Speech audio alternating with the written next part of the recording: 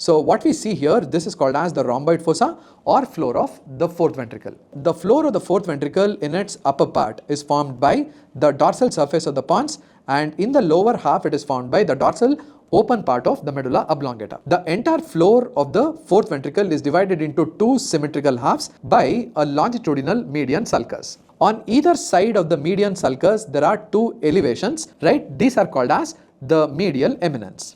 The medial eminence on both the side, as we can see, is limited by this faint sulcus.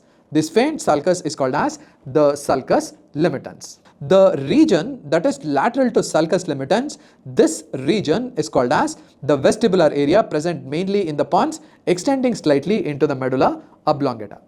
Now, if we trace the sulcus limitans above, the sulcus limitans leads to a depression above, and this depression is called as the superior fovea. Just above the superior fovea, we have a grayish area called as the locus coeruleus. Now, the color of the locus coeruleus is because of the melanin pigment which is present here, right?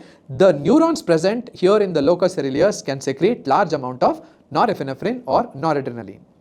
Similar to the superior fovea, the sulcus limitans, if you can see, widens to form the inferior fovea. Coming back to the medial eminence, if you observe close to the pons, the medial eminence has two rounded elevations.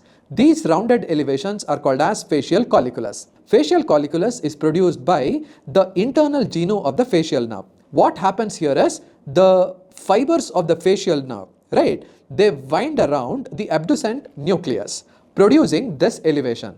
So the facial colliculus is produced by the internal genu of the facial nerve.